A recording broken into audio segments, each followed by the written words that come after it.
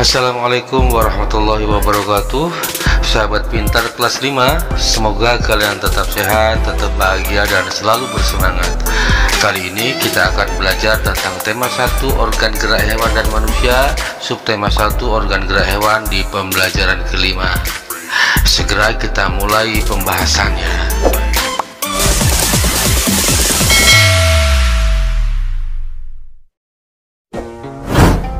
Di bawah kandang kelinci, Edo melihat seekor siput yang sedang berjalan perlahan.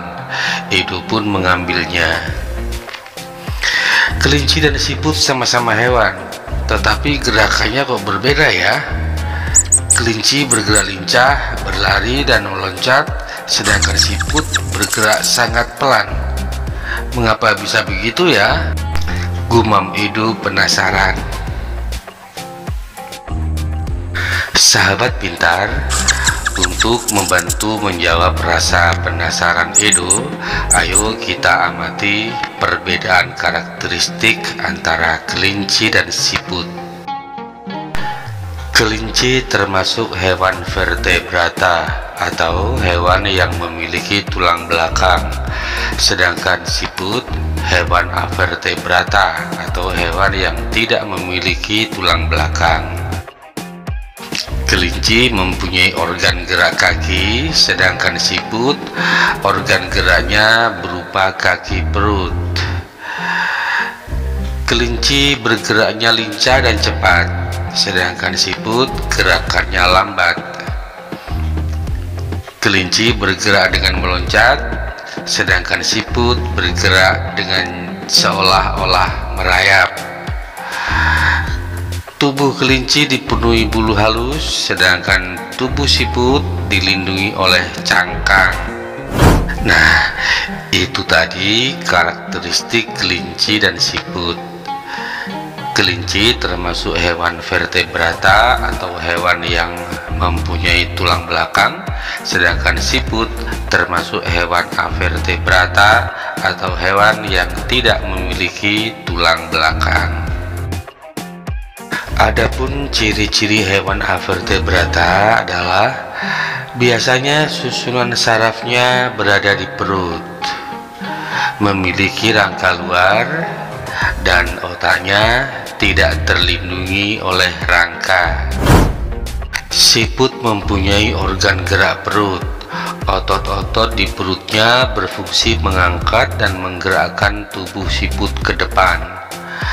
Perut siput berbentuk pipih dan lebar, memiliki banyak kelenjar lendir. Lendir berguna untuk melindungi tubuhnya dan mempermudah bergerak. Sekarang, coba perhatikan organ gerak hewan avertebrata lainnya pada tabel berikut ini.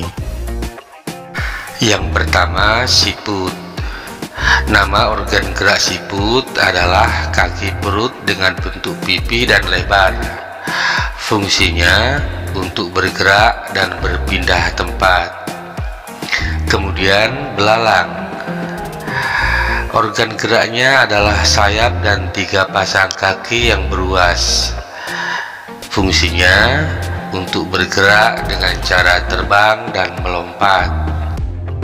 Hewan berikutnya adalah cacing.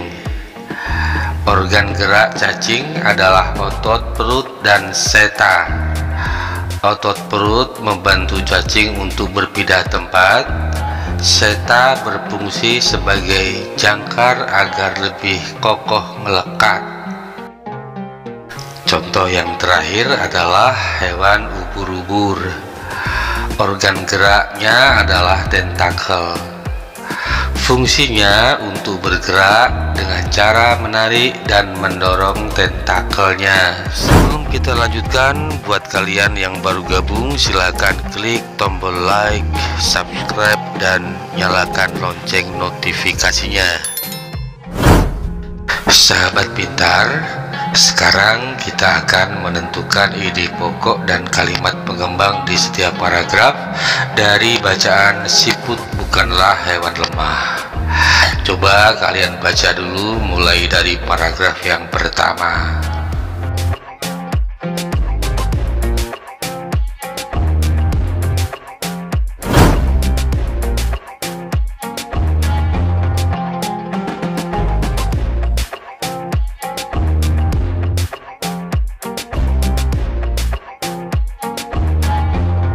Pada paragraf pertama, kalimat utama terdapat pada kalimat yang pertama, sehingga ide pokoknya adalah siput dianggap sebagai hewan yang lamban dan menjijikkan. Sedangkan kalimat kedua dan ketiga merupakan kalimat pengembang.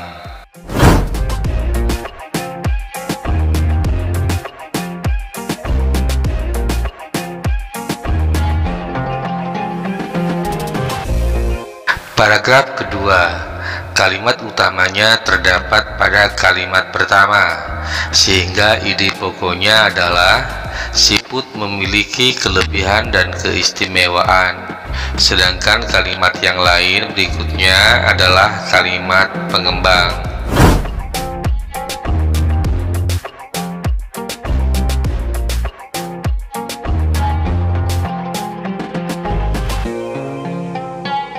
Paragraf ketiga, kalimat utamanya terdapat pada kalimat pertama, sehingga ide pokoknya adalah siput merupakan hewan yang berjasa dalam penguraian daun.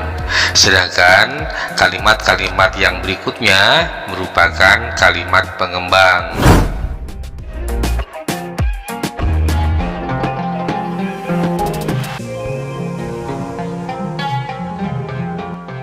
Berikutnya, paragraf yang keempat, kalimat utamanya terdapat pada kalimat pertama, sehingga ide pokoknya siput sang pengembara yang mandiri. Adapun kalimat yang lain merupakan kalimat pengembang.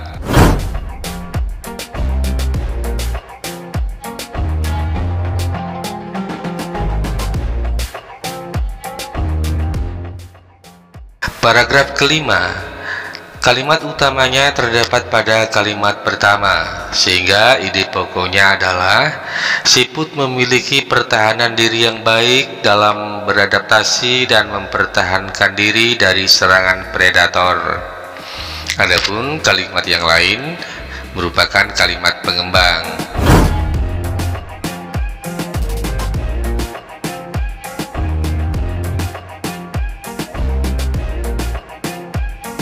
Dan paragraf yang terakhir, paragraf yang keenam, kalimat utamanya terdapat pada kalimat pertama, dan ide pokoknya adalah siput bukanlah hewan yang lemah. Adapun kalimat-kalimat yang lain merupakan kalimat pengembang. Pada pembelajaran sebelumnya, kamu telah mempelajari ragam gambar cerita atau ilustrasi. Dalam membuat gambar cerita, kamu juga harus mengetahui corak gambar cerita atau ilustrasi seperti berikut ini.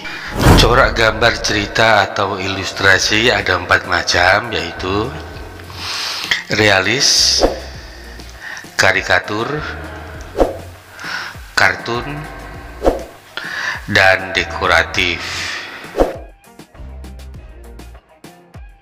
Yang pertama, corak ilustrasi jenis realis. Realis merupakan gambar yang dibuat seperti keadaan aslinya, baik bentuk, ukuran, dan tata letaknya. Contohnya, lukisan berjudul Kapal Dilanda Badai karya Raden Saleh.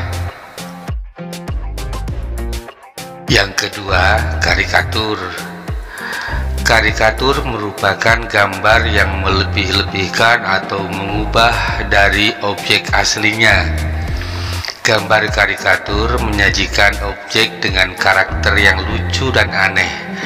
Biasanya gambar karikatur mengandung kritikan atau sindiran. Yang ketiga, kartun. Kartun merupakan gambar yang berfungsi untuk menghibur dan berisikan humor. Gambar kartun dapat berupa tokoh binatang atau manusia. Corak gambar ilustrasi yang keempat adalah dekoratif. Dekoratif adalah gambar yang disajikan dengan mengubah bentuk objek aslinya, namun tanpa menghilangkan ciri-ciri khasnya.